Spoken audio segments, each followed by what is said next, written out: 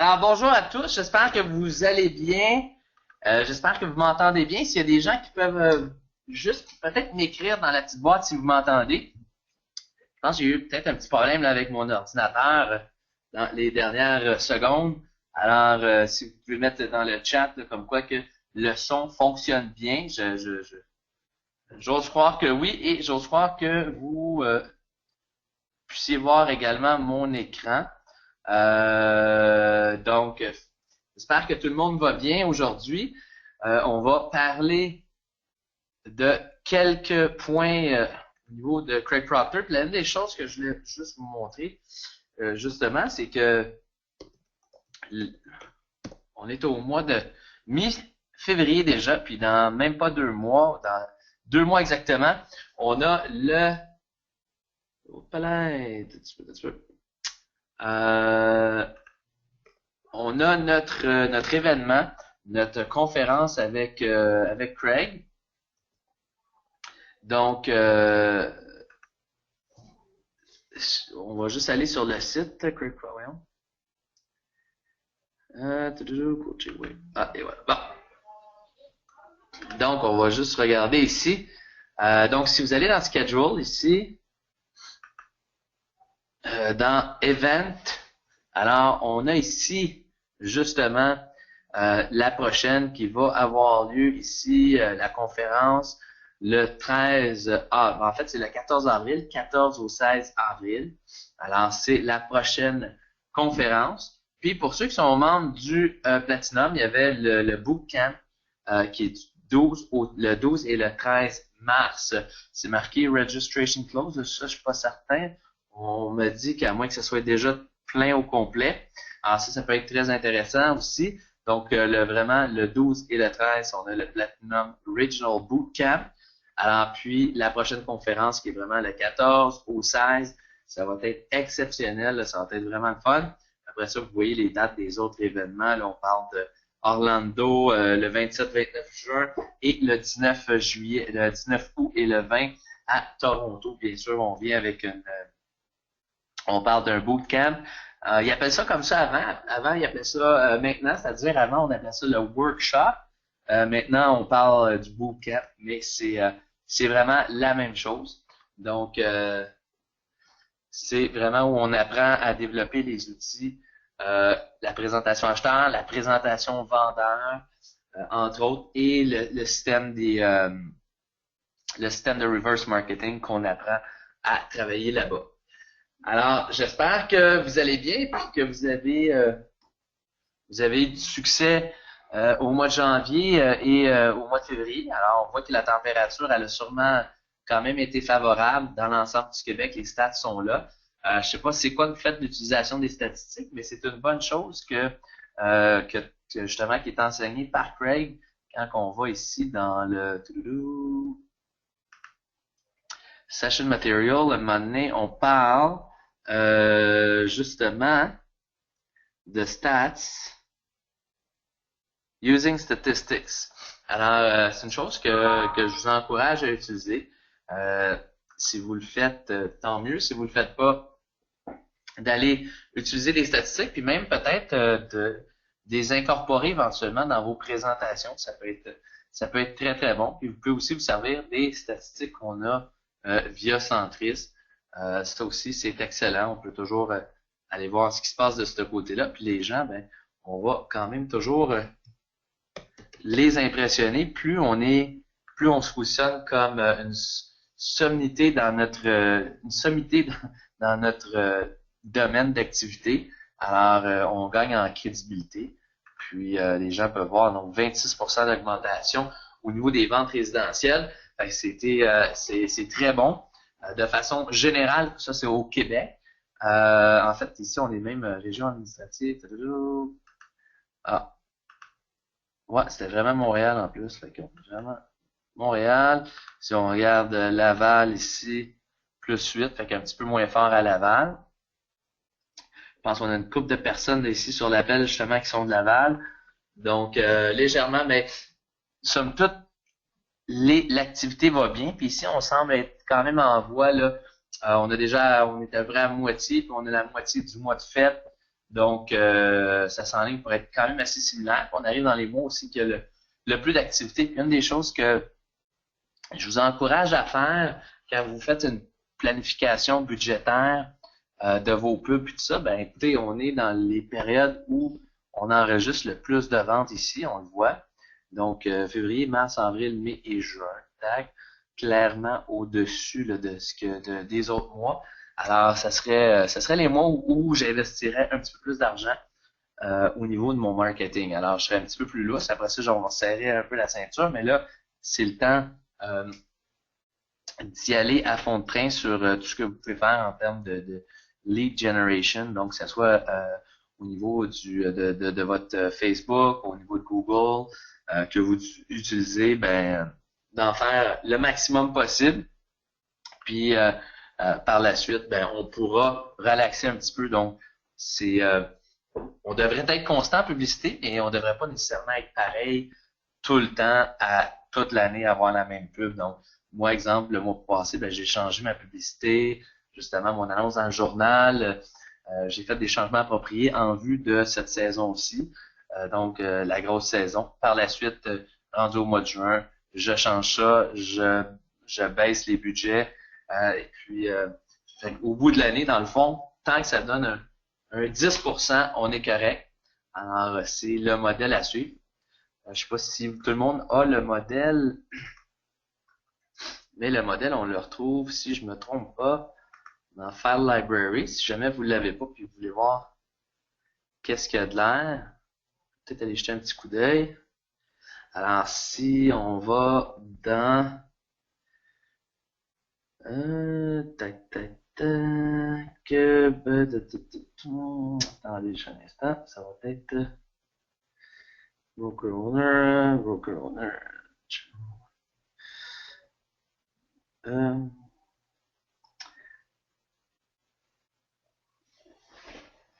ça va être Operation System, je crois bien.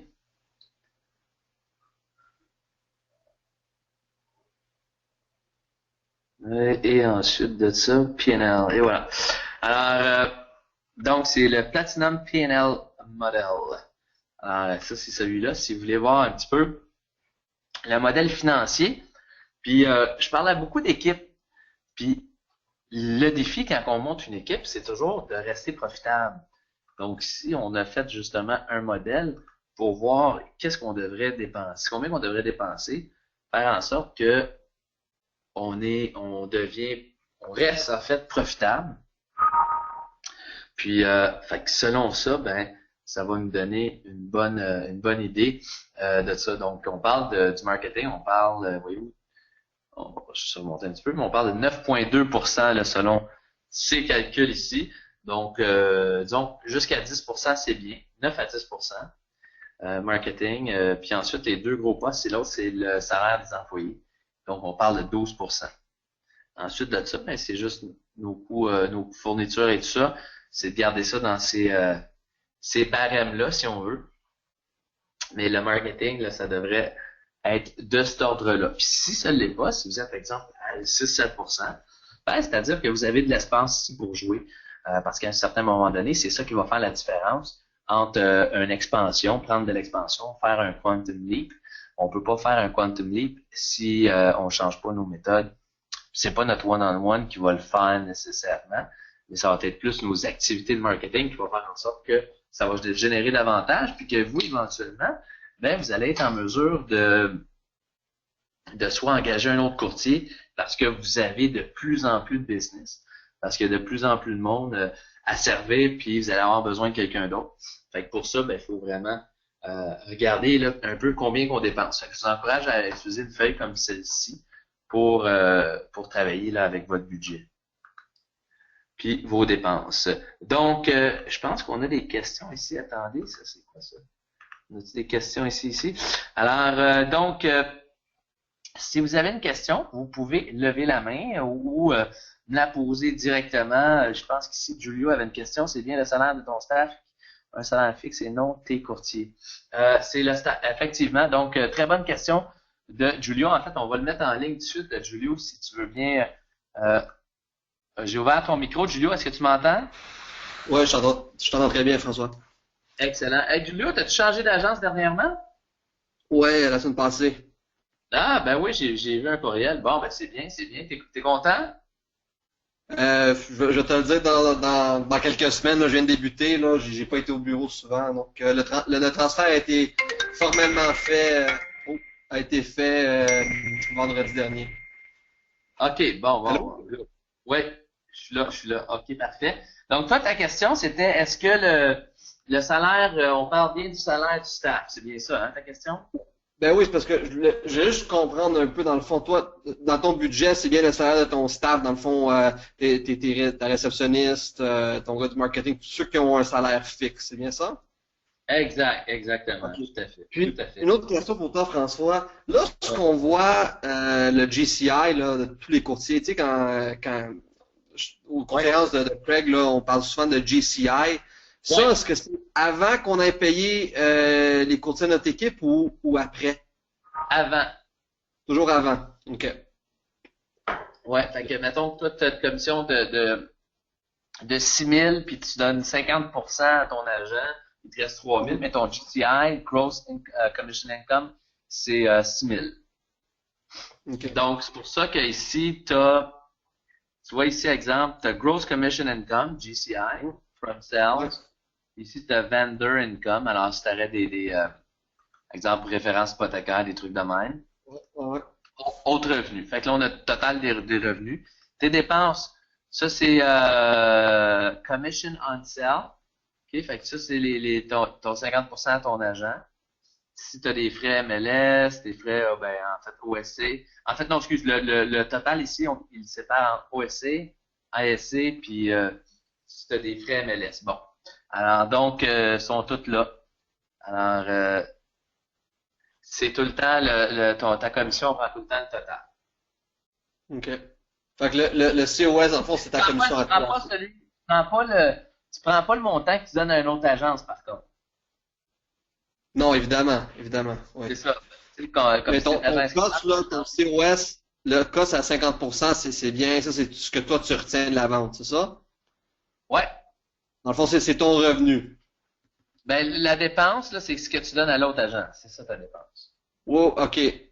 Tu parles, C'est parce que c'est marqué 50, là. OK. Tu sais, si t'es dans un, c'est parce que c'est marqué que ce qu'ils disent ici, ça, c'est les pourcentages auxquels tu devrais arriver. OK? Mhm. Selon le modèle ici. Fait que si t'es dans une affaire 50-50, tu devrais arriver à ça. Mais admettons, tu sais, peut-être que ton revenu ici, mettons, il est 8 000. Là, exemple, sur une vente, est-ce que mettons que tu as donné 3 000, t'as donné c'est 8 000, tu as donné 4 000, ça peut être ça, mais peut-être que tu es dans une entente, peut-être 55-45, 60-40, tu as peut-être d'autres choses, tu Ouais, sais. je comprends. Fait que, ben là, ici, ils disent que tes coûts directs devraient pas devraient être de 50%. OK. Fait que si tu es à 100%, puis il te reste 50, puis t'enlèves 9 ici, t'enlèves 1, t'enlèves 0,5, t'enlèves 4,5, puis t'enlèves 12, Ouais. t'enlèves 2, tu devrais te retrouver avec 21% de profit, OK. selon ce modèle-là. Moi, Ça, personnellement, je c'est, trouve que ce chiffre-là devrait être plus bas.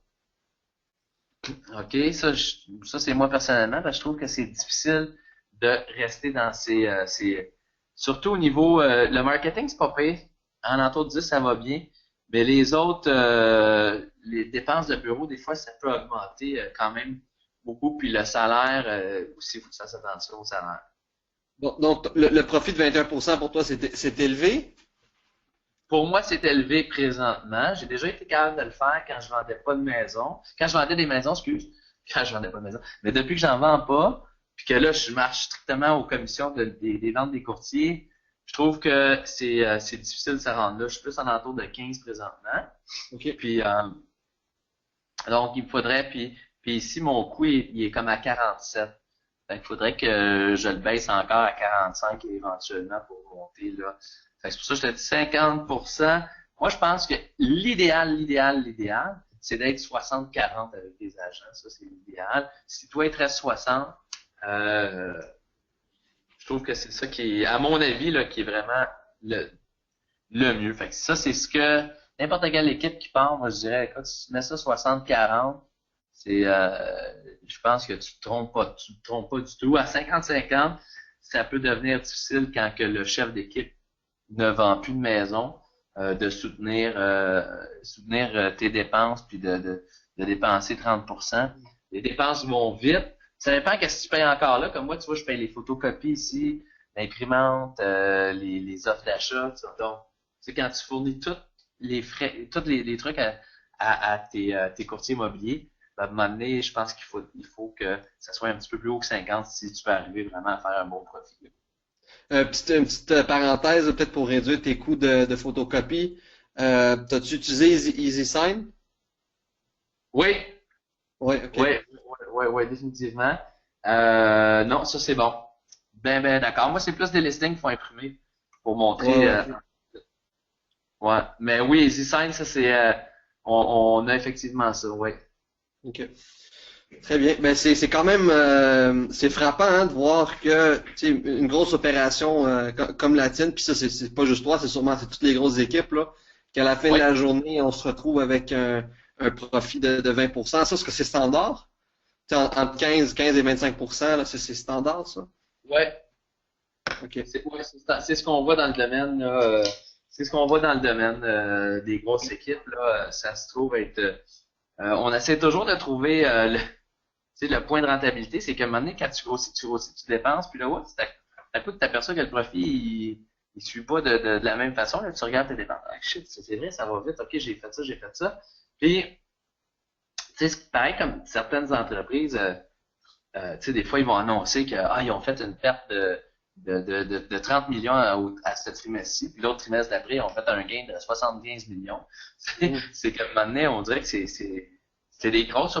Plus ton équipe est grosse, pour ça, faut faire attention, trouver un point d'être un point de rentabilité. C'est qu'à un moment donné, c'est ça, c'est que tu dépenses, dans le but d'en faire plus. Puis si tu fais ces ventes-là, ça va bien, mais si tu les fais pas, si exemple, souvent moi je dis je dis, il me semble, on serait prêt pour faire 60 ventes par mois. Mais là, oups, si on en fait 30, mais on a du staff, on a mis de la pub pour faire 60 ventes, mais on en fait 30, on a un manque à gagner. Ouais. Alors, ou on a le staff pour gérer, exemple, 250 listings, mais on en a 150, tu sais.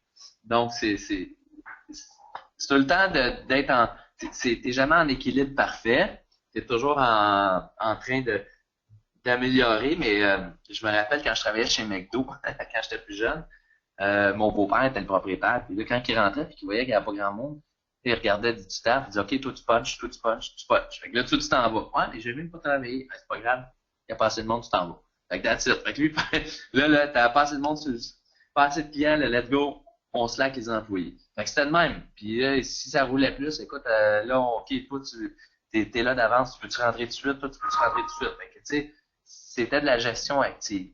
Ouais. Quand t'es tout seul, c'est différent. Mais là, quand tu commences à avoir une équipe, ben là, t'as des décisions à prendre, comme exemple, la pub.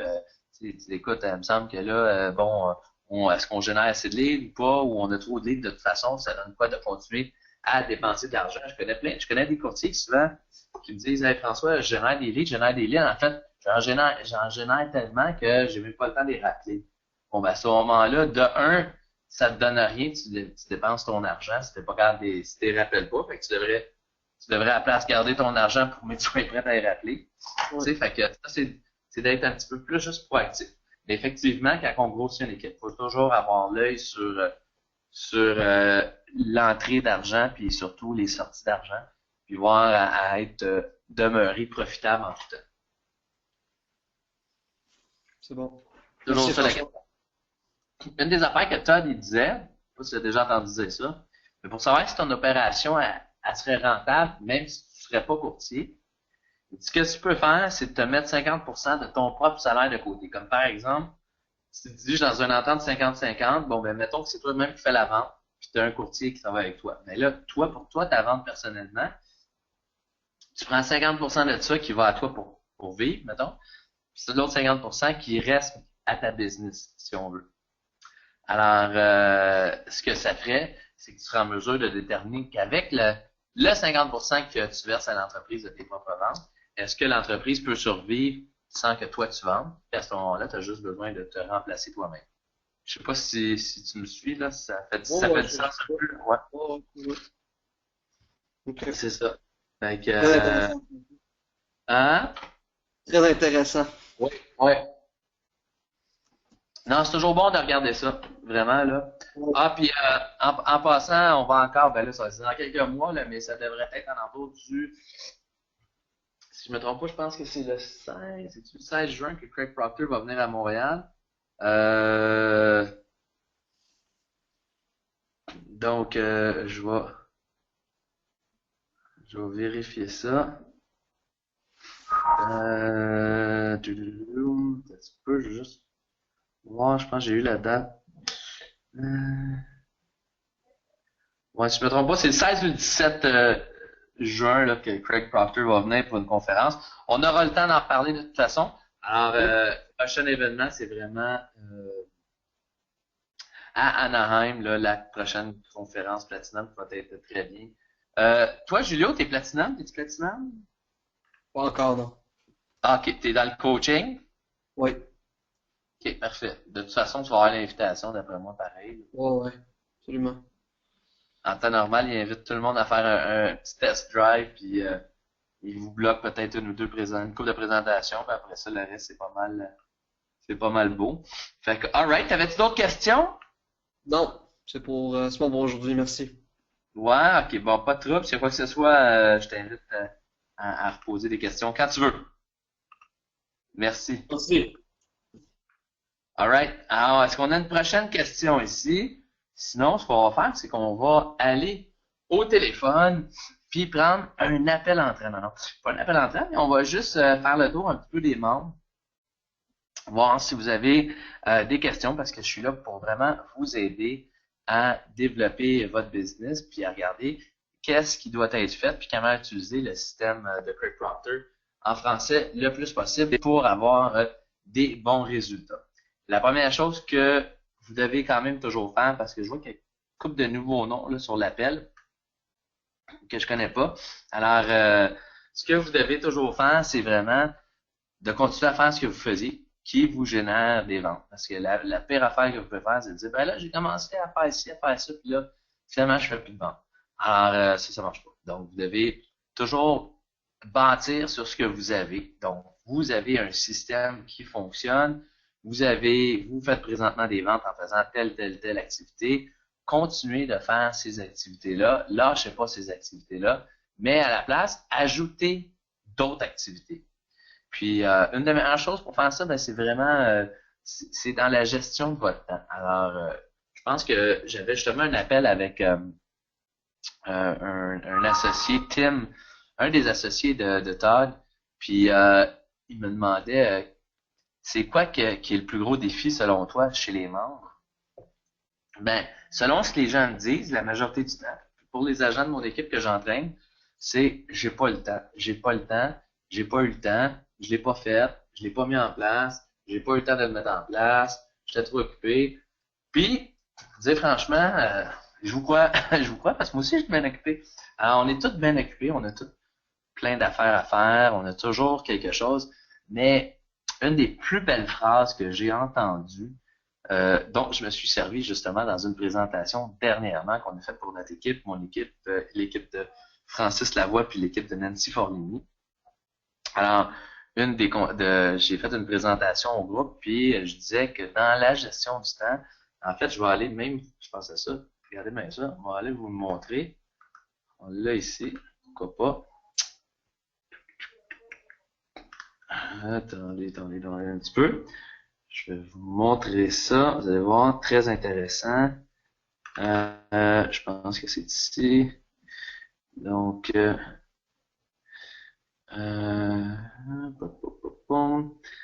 30 secondes. J'y arrive. Craig, non. Présentation, journée formation. Ah ah. Ça a l'air d'être ça. Oui, alors,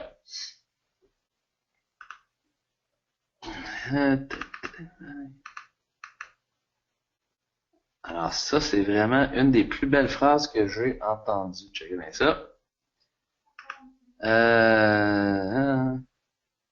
Non, c'est pas là. Ok. OK, c'est ça ici. Bon. Fait que ça, principe fondamental de la gestion du temps. Donc, travailler sur vos dossiers actifs ne devrait jamais avoir préséance sur générer de la nouvelle business.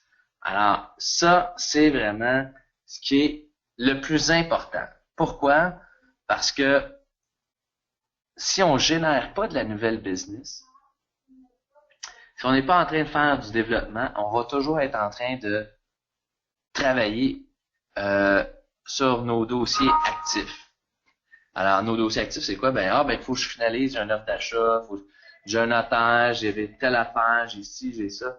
Tu es toujours en train de dire, je travaille sur mes trucs que j'ai, je travaille avec les clients que j'ai, je travaille dans ma zone de confort, puis finalement, qu'est-ce qui arrive à un moment donné, c'est que, oups, t'as plus de nouvelle business, parce que t'as toujours finalisé toutes tes affaires, tu t'es pas laissé le temps de générer de la nouvelle business. Donc, c'est quoi de générer de la nouvelle business, dépendant c'est qui? Donc, générer toujours de la nouvelle business, ça va être parler à vos clients afin de bâtir des relations de confiance avec eux, les suivis, proposer des visites de propriété, des rencontres. Alors, ça va être pour vous, ça, je parlais de ça souvent pour des gens, des courtiers dans des équipes. Ça, c'est vraiment le rôle d'un courtier dans mon équipe, c'est de parler à mes clients, donc générer de la nouvelle business, c'est entretenir mes relations, faire mes suivis, proposer des visites. Pour vous, en tant que chef d'équipe, ça fait partie de ça parce que vous vendez pour la majorité, vous êtes sur le terrain, donc vous vendez des maisons. À ce moment-là, faut faire ça, être en train de générer de la nouvelle business au lieu de dire je dois finaliser les dossiers et tout ça. Donc, mais ça l'inclut également prendre X temps pour créer une nouvelle publicité parce que c'est vous le chef d'équipe, c'est vous qui créez les pubs, c'est vous qui les mettez de l'avant.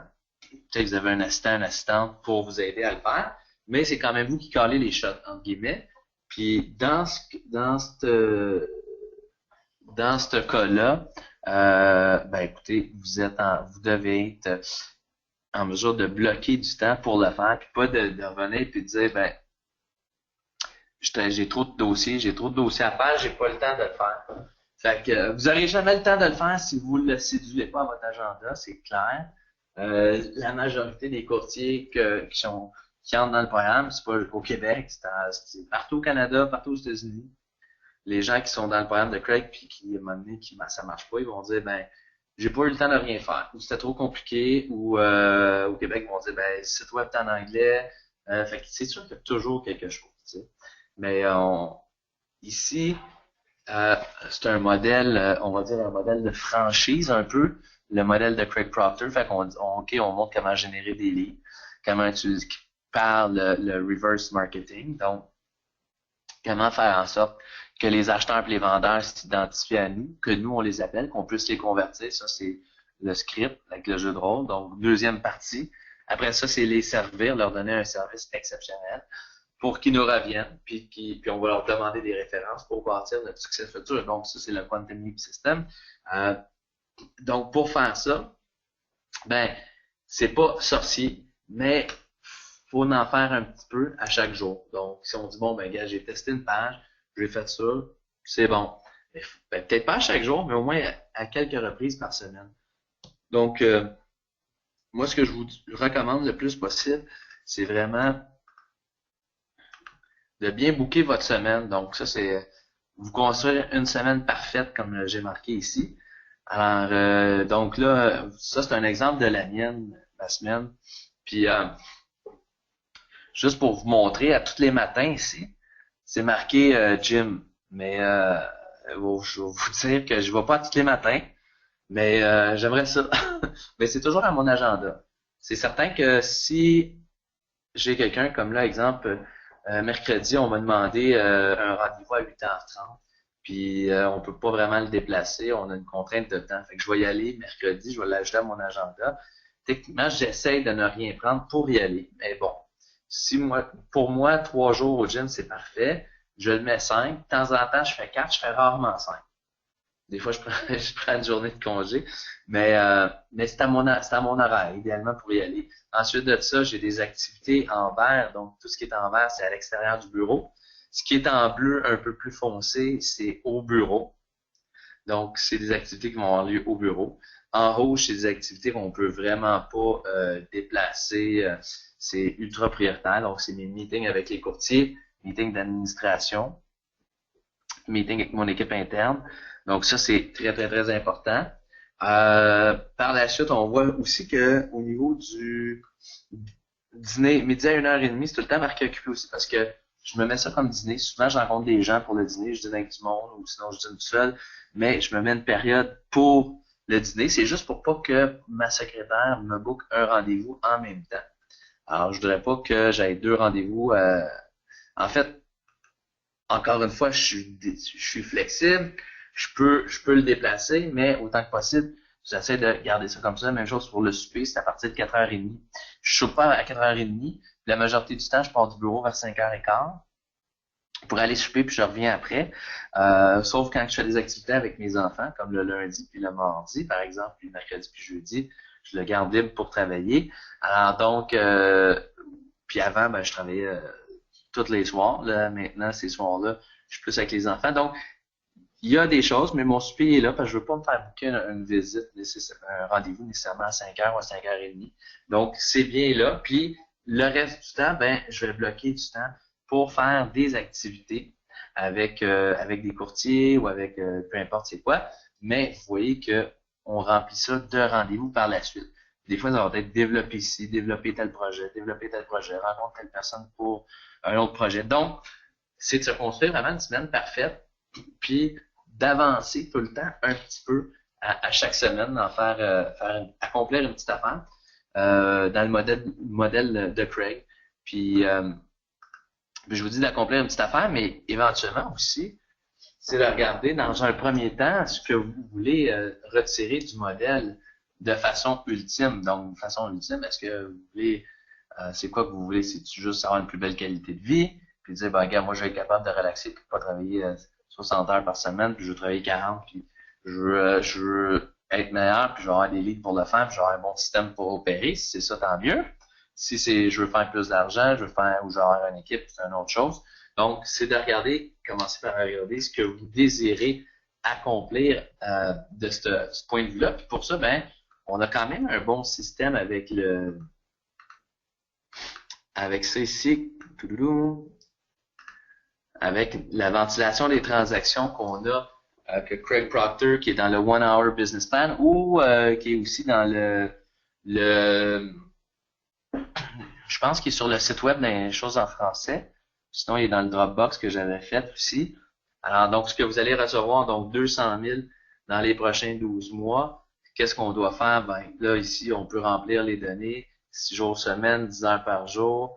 Tac, tac, tac. Ça nous donne combien qu'on va gagner par heure travaillée, 77 de l'heure. Si je travaille 48 semaines à raison de 60 heures par semaine. Donc, on dit qu'on va conclure une moyenne de 3500 dollars par transaction. Donc, on va devoir conclure 57 transactions, 20% inscription, 80% acheteurs, donc c'est 11 listings vendus, puis 46 acheteurs. Donc, ici, on fait le breakdown, 75% des inscriptions se vendent, puis 75% des vendeurs que je rencontre, je les signe. Donc, dans le fond, j'ai besoin de faire 20 présentations à raison de 2 par mois. Côté acheteur, 35% des acheteurs signent l'entente acheteur VIP achète. Ça, c'est sûr que les statistiques que je donne là, c'est basé sur mes stats à moi.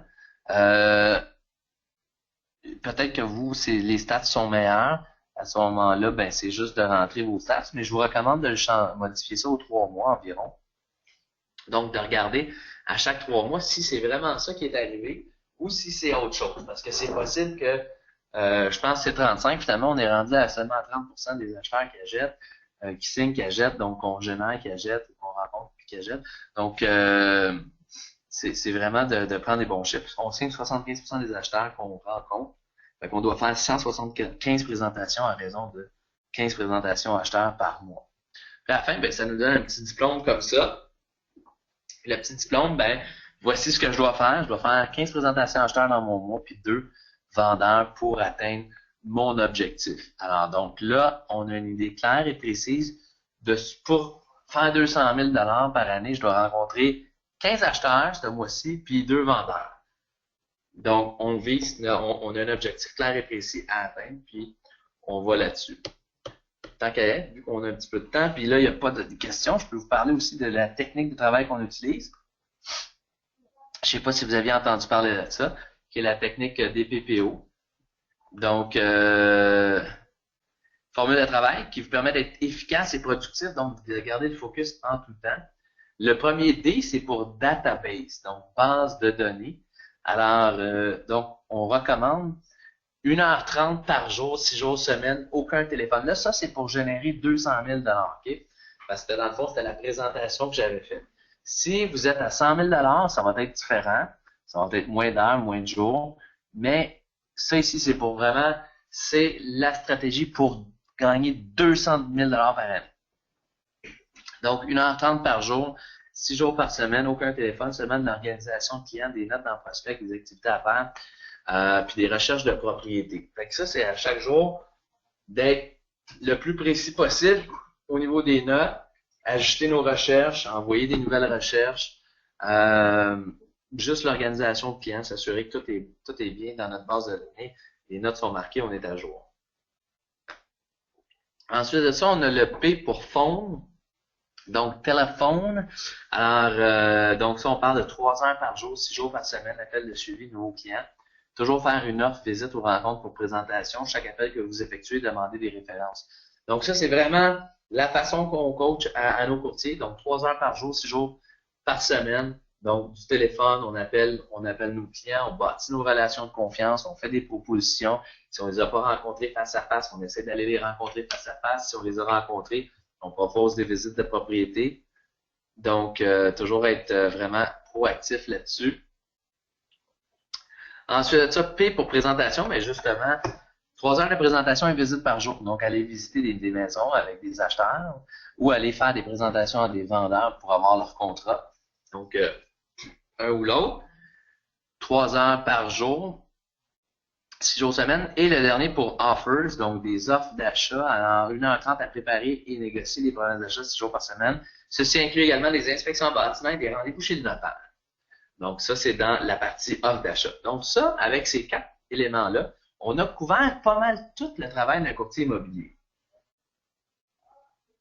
Donc, on voit vraiment les éléments essentiels du courtier immobilier. La seule chose ici, c'est qu'on a tout ce qui est pour le courtier. Là, on n'a pas le chef d'équipe, par contre. Dans la partie du chef d'équipe, il faudrait trancher, moi je vous dirais à peu près une demi-heure dans chaque catégorie, puis mettre 1h30 à 2 heures, disons, de développement d'entreprise là, dans la journée.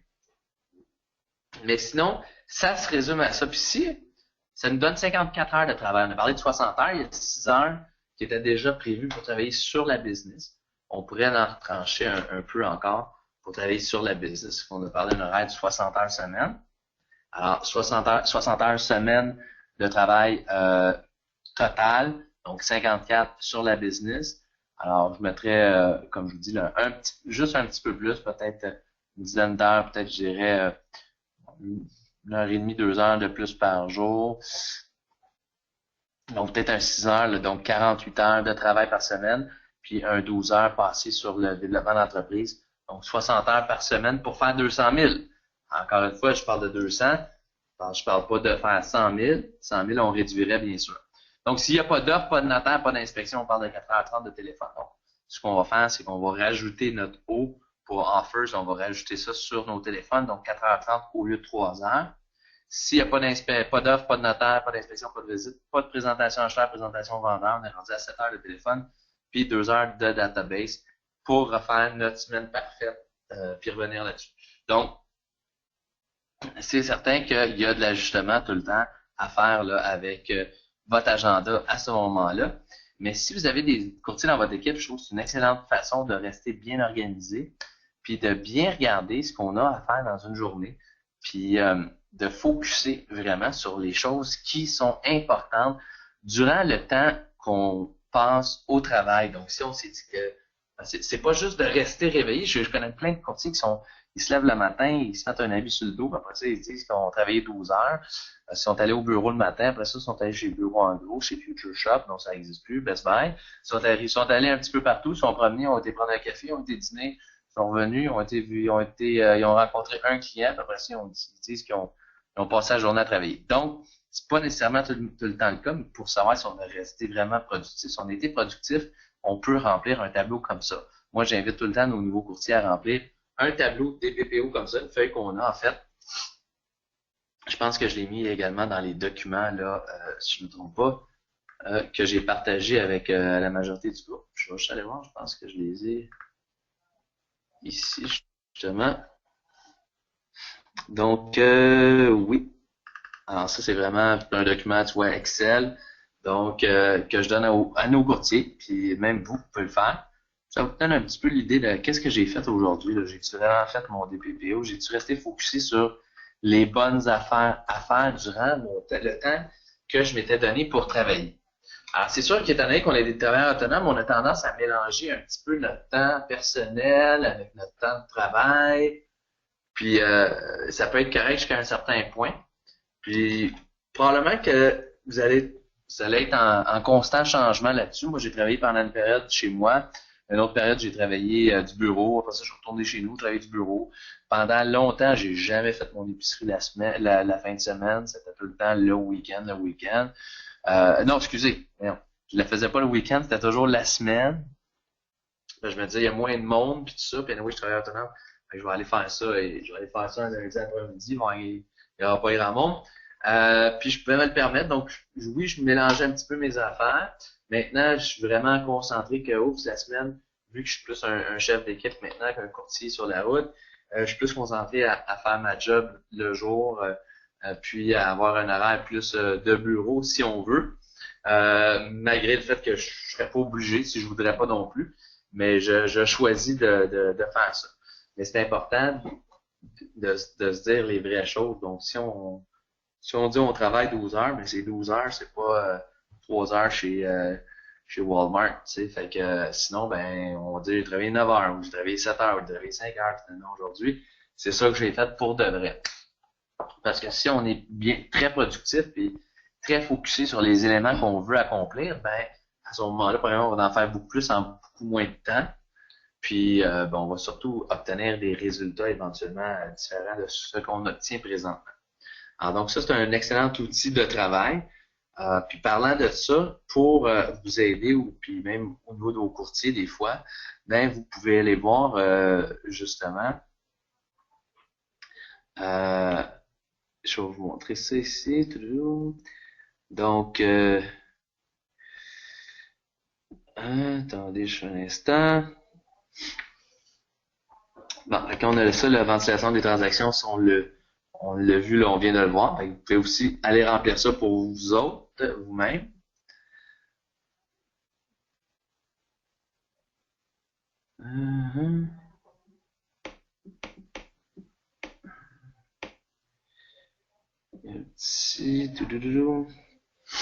Excusez, il y a un document que je cherchais que je ne vois pas, malheureusement.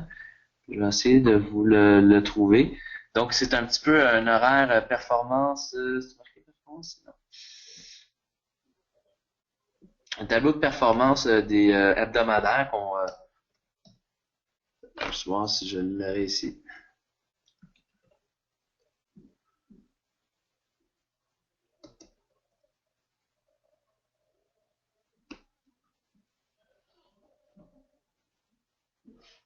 Non, je ne le trouve pas malheureusement. En tout cas, je pourrais vous le renvoyer. Hebdomadaire. Ah, et voilà. Donc,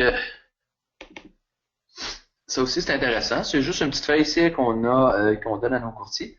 Puis, c'est vraiment un petit peu ce qu'on a parlé dans le DPPO, mais c'est différent. Rendez-vous d'évaluation, nouveau listing, vente à listing, acheteur. Donc, nombre de ventes à visite.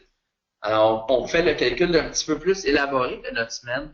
Ça, ben, c'est si vraiment on veut s'améliorer puis améliorer nos performances. Donc, si c'est quelque chose qui nous tient à cœur d'améliorer nos performances, c'est quelque chose qu'on peut regarder.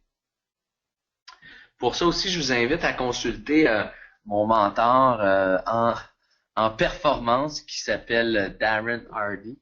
Alors, ceux qui le connaissent pas, il est vraiment, vraiment bon. Donc, Darren Hardy, il écrit à chaque matin les Darren Daily. Alors, donc, darrendaily.com si vous voulez aller vous inscrire. Puis, fait qu'il donne un petit peu de mentorat. C'est 1 minute et demie à 3 minutes là, par matin. Donc, c'est vraiment pas long. Tout le temps, une bonne petite information.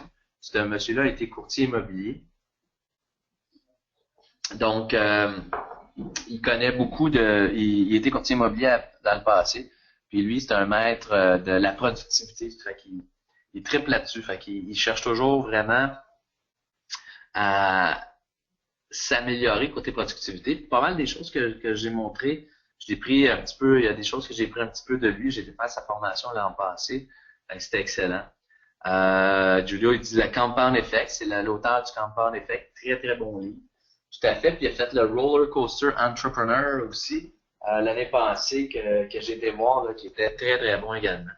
Donc, ça, c'est super. Bonjour, j'ai une autre question ici qui nous vient de Hussein. Bonjour François, as-tu, s'il vous plaît, des garanties? Des garanties, ok. Fait qu'on va aller parler à Hussein 2 secondes. Hussein, tu es sur l'appel. Bonjour Hussein, est-ce que ton micro fonctionne? Hussein, est-ce que tu m'entends? Oups. Oh, Hussein, est-ce que ça va bien? Oui, merci. Et toi? Oui, excellent, excellent. Donc, toi, ta question, tu voulais me parler des garanties? Oui, tu sais, genre les genres de garanties, mettons, soit pour les acheteurs ou les vendeurs. Oui. T'as-tu ce genre de garanties-là qui sont en français que tu peux peut-être partager avec nous, s'il vous plaît? Oui, ben oui, ben oui, ben oui. Fait que, on peut regarder ça. Allez voir ça. Je sais pas si je les ai mis dans le coaching ici. Garantie, garantie, garantie, garantie. Tout.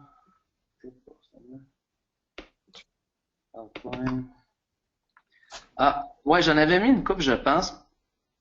Ok, fait qu'on a le premier qui est, moi, ce que j'appelle ici ma divulgation de la garantie de vente. Je vais juste voir si c'est ma dernière, celle-là. Non, un petit peu. Je vais aller chercher ma dernière garantie. Fait que qu'est-ce qui est important, ceux qui font une garantie, c'est vraiment de la divulguer à vos clients, puis de vous assurer que c'est toujours bien présenté.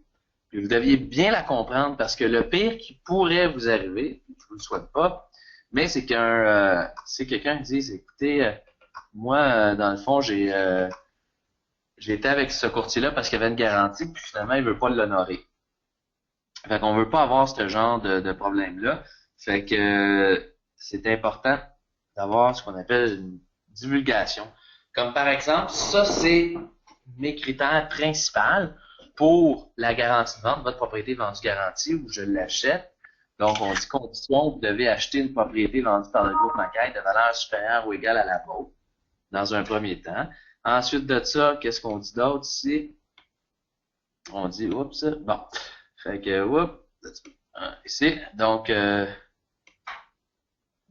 valeur maximale admissible 700 000. Ben moi, quand j'ai fait pour l'établir à 700 000, je me suis fait qualifier par la banque. Puis la banque m'a qualifié pour 700 000. Elle m'a dit, tu peux le faire jusqu'à 700 000, je suis parfait. Fait qu'à 700 000, je serais capable de l'acheter avec une mise de fonds parce que là, c'est un investissement, fait que ça prend 20%. Puis là, ben, fait qu'il faut être capable, par exemple, quand on fait cette garantie-là, de pouvoir se faire qualifier. Avant, je l'avais, quand j'ai commencé, j'étais peut-être à 350 000. Ma garantie, valeur admissible, 400 000, là, éventuellement, j'ai augmenté. La rétribution, c'est 7%, contrat de 7 mois. Frais de marketing de 495 sont payables à la signature du contrat. Prix garanti doit correspondre à 92% de la valeur marchande. Ce 8% sert à couvrir le risque et les frais de revente, moins la commission de 7%. Donc, tu vois que je le sépare en deux. Je commence à dire, nous, on offre 92% de la valeur marchande. Puis, je me rappelle d'avoir déjà vu des pubs, justement, de Todd qui disaient, on vous offre 95% de la valeur marchande. Fait qu'il y allait à 95, moins son 7%. Alors donc, moi, je vais à 92. Fait que je garde 8% pour couvrir le risque et les frais de revente. Je dois vous dire que c'est pas beaucoup, hein. Quand on fait vraiment le détail là, de ça, là, mettez, mettez la taxe de bienvenue, les frais d'intérêt, les frais de notaire à l'achat, les frais de notaire à la revente, euh, l'assurance, la commission à l'agent qu'on va payer par la suite s'il y a un autre agent qui vient la vendre, qui vient avec un acheteur.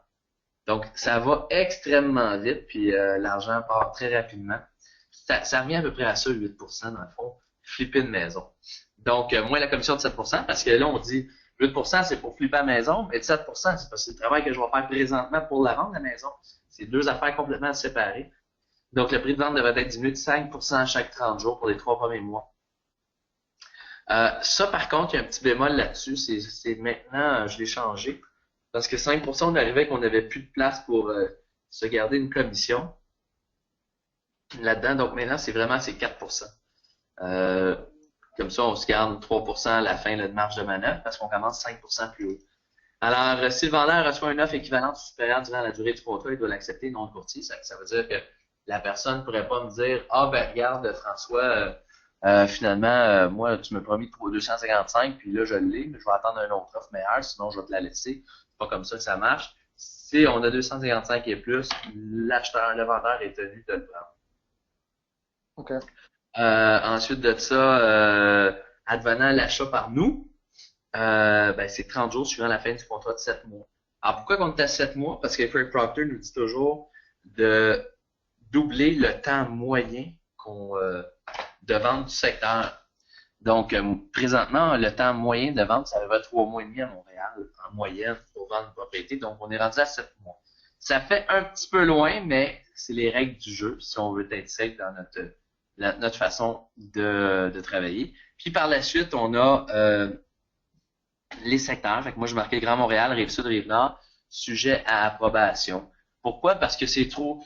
Je voulais pas commencer à lister les villes, mais en règle générale, tout ce qui est près, tu sais, mettons exemple Laval, ça marcherait, mais Rawdon peut-être pas, des places plus au nord, au sud, Candiac, ça marcherait, Saint-Constant, mais Lacolle, non. C'est fait que donc on se réserve le droit de dire non dans des régions où soit les délais de vente sont vraiment plus longs ou que c'est un petit peu plus campagne si on veut. Alors là, c'est marqué maison unifamiliale, condo, duplex et triplex. Donc il n'y a pas de plus haut que triplex là-dedans qui se qualifie pour ce programme-là. Puis condo, il y a un astérix parce qu'en bas, c'est marqué pour les condos, la durée du contrat est sujet à changement selon le secteur. On sait qu'il y a beaucoup de condos, puis il y a des condos que en moyenne, c'est 200 jours, par exemple. Bon, ben là, on va augmenter le temps moyen. L'idée, c'est que si on fait une garantie, si on la fait bien, la garantie, on ne devrait jamais rester pris pour acheter une propriété. Puis là, c'est marqué, je reconnais que cette offre n'est pas applicable dans mon cas. Pourquoi? Parce que avant, j'ai commencé à recevoir des appels qui me disaient, hey, écoute, un de tes courtiers est venu, puis là, je me demandais si quand t'achètes ma maison, là, ça fait 4 mois que vous l'avez, puis elle n'est pas vendue. Oh, attends un petit peu.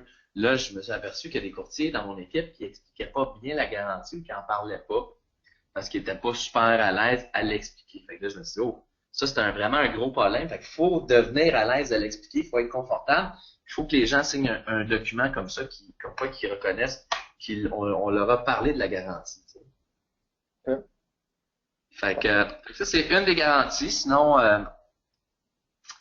on a laquelle? On a celle-ci également. Alors celle-là, je sais pas, je vais juste je vais la remettre dans notre fameux Dropbox.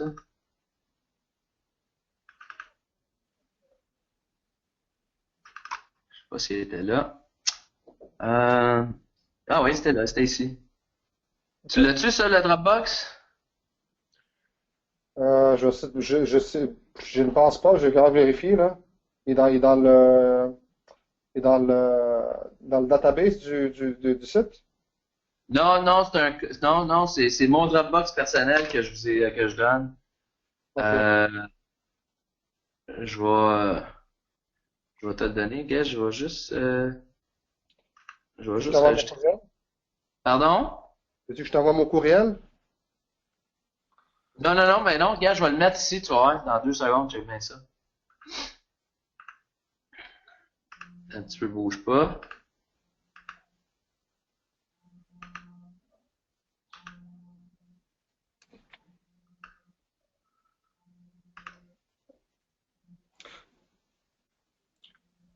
C'est un Puis exemple. j'aurais une autre question pour toi, c'est François, s'il te plaît. Ouais, vas-y. C'est que actuellement, moi, mon coach, c'est Rick. Et Oui. des fois, il me dit tout le temps d'utiliser, d'essayer d'utiliser Kijiji, Craigslist et tout ça. J'ai déjà utilisé auparavant, mais j'ai remarqué par rapport, mais en tout cas, je peux peut-être me tromper là, par rapport aux annonces non payantes, il n'y a pas beaucoup de résultats là-dessus. Est-ce que c'est le cas ou c'est juste une illusion que je me donne?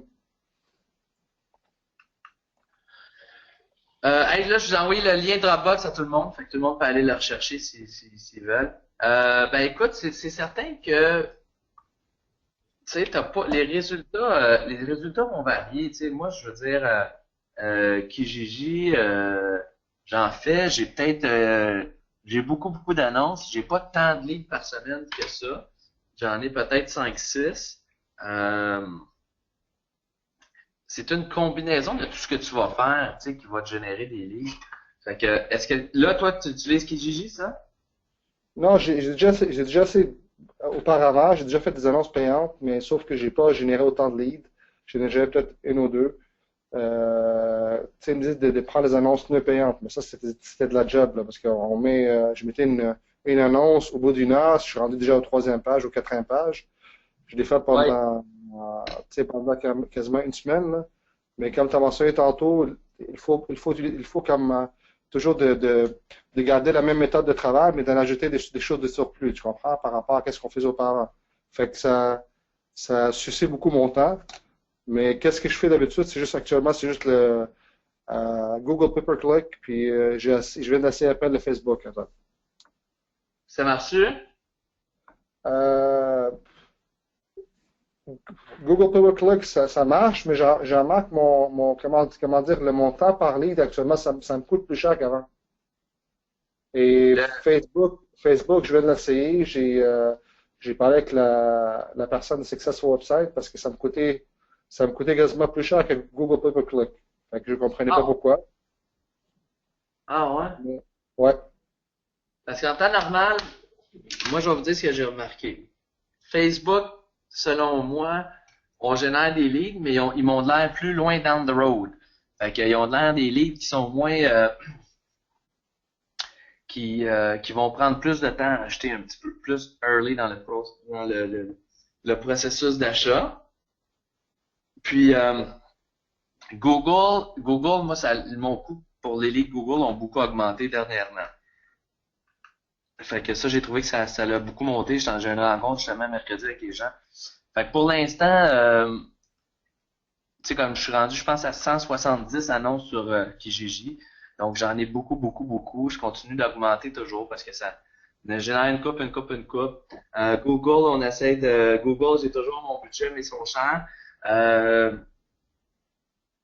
J'essaie de varier. Je recommence à faire des annonces less branded dans les journaux aussi. Fait que c'est peut-être quelque chose que tu pourrais voir si tu fais des annonces de ce type-là. Attends un petit peu. Justement, faut que je Non, regarde. Hein? moi, tu vois, sur Facebook, je parle de moi personnellement, là. Puis je parlais avec la personne de Successful Website, ça me coûtait quasiment 20 dollars mais je parle le lead, je parle de la personne qui va puis enregistre son nom. 20 à 25 dollars. Ouais. Ça me coûtait beaucoup plus cher, mais je vais pas te mentir. Peut-être que c'est c'était une chance, mais avec ça, j'ai réussi à closer un lead dans l'intérieur d'une semaine. T'es motivé, puis tu sors tout ça, là. Mais le coût du lead, c'est cher par rapport versus à Google AdWords, pour moi. Ton coût du lead sur Facebook? Ouais, actuellement. OK. Puis ton annonce, as-tu un exemple de ton annonce? Mais moi, je fais l'annonce pour le VIB Buyer. Admettons, des fois, j'essaie de faire un map ou sinon, j'essaie de faire j'ai parlé avec mon coach pour pouvoir le changer un petit peu, là. Admettons, j'ai mis une cuisine, puis admettons, j'écris dans tel secteur, pour, admettons, pour un condo ou une maison ou une plex dans le secteur de Montréal. OK. Parce qu'écoute, c'est sûr et certain, dans ton success website, les meilleurs leads vont toujours provenir de soit des 10 best buy, OK? Comme je montre là à l'écran. Ou sinon, c'est sûr que si tu t'en vas avec Fixer Upper, pour tout ce qui est repris, tout ça, tu vas avoir un distress sell, tu vas avoir plus des acheteurs investisseurs qu'eux autres. C'est plus, il y en a ça en prend en plus pour trouver le bon qui va être vraiment hot. Fait que ça, c'est plus touché. Euh, mais je te dirais que c'est pas normal là, d'être en entour de 20$ un lead. Si c'est un bon lead, il n'y a pas vraiment de problème. De plus en plus, je vois qu'à part du Kijiji, qui c'est gratuit, que tu vas taper beaucoup de... Même Kijiji, tu sais, tu vas aller plus dans le foreclosure. Ben, tu sais, ça va t'en prendre beaucoup de leads pour avoir les leads. Le coût par lead va être à peu près 5$ ou 4$, peut-être même 3. Mais ça va quand même t'en prendre, faut être en fil 10 à 20 avant d'en trouver, au moins une dizaine avant d'en trouver un bon. Fait que tu vas quand même te rendre à 20-30$ le bon lead, tu comprends? OK. Fait que Craig Proctor a toujours dit, il le fait plus là, mais moi ici j'ai des cartables de Craig. Avant Craig, quand il y avait moins de monde, il donnait un cartable de ses performances annuelles. OK? Puis là, il te montrait, il disait, regarde, ça c'est ce que j'ai fait. Fait qu'il y avait des campagnes qui généraient genre 3 leads, qui payaient justement 200$ ou je sais pas. Mais en moyenne, à chaque fois qu'il roulait cette campagne-là, même si ça coûtait cher, il y avait tout le temps un bon lead qui finissait en une vente, tu sais.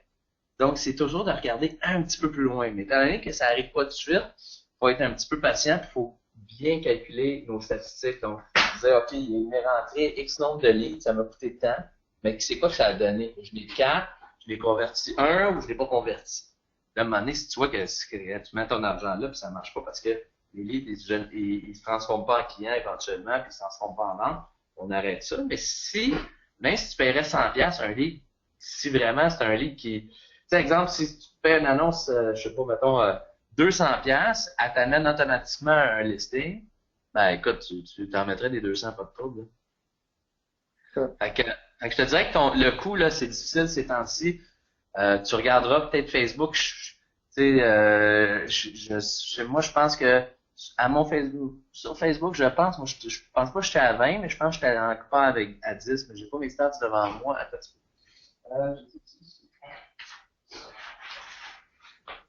euh, non, Est-ce que il faut tout le temps calculer peut-être 30% au niveau du coût du lead, admettons, qui génère. Exemple, si j'ai généré 1000$, je vais dépenser, admettons, proche de 300$ pour faire la même publicité, avoir le même lead, même genre de lead, même genre de transaction. excuse-moi, comment tu dis ça? Excuse, j'ai pas compris. Est-ce il faut que je mette environ proche admettons, de 30% de budget pour générer, admettons quelque chose qui m'a généré une clientèle, une transaction. Est-ce qu'il faut que je prenne environ 30% de ces transactions-là pour faire le même genre de publicité? Non. Ton marketing devrait s'établir à 10%. 10%? OK. Ouais, ton marketing devrait s'établir à 10%. Comme le PNL, là, j'ai montré, je sais pas si tu étais là au début de l'appel, là. Euh, mais si tu vas dans Library, le File Library ici, là, puis tu vas dans Platinum Operation, euh, dans Recruiting, voyons, c'est lequel? Operation Systems. T'es-tu Platinum, toi? Non, je suis pas platinum. Ah, ok. Mais ok, c'est parce que là-dedans, ici, il y a une petite affaire ici qui nous donne le modèle, le PNL model ici. Puis on en parlait au début là ici. Fait que tu vois, c'est 9,2% en pub idéalement. 10% de ton budget. Fait que si tu fais 100 000, tu devrais mettre 10 000 en marketing, à peu près. OK. Hey, je dois vous quitter. J'avais commencé un petit peu en retard. Il est 4h07. Je vais vous souhaiter une excellente semaine. Faites des Merci. centaines et des centaines de ventes. Puis on se revoit dans 2 semaines. Merci à tout le monde. Puis bonne semaine encore. Au revoir. Merci, François. Merci.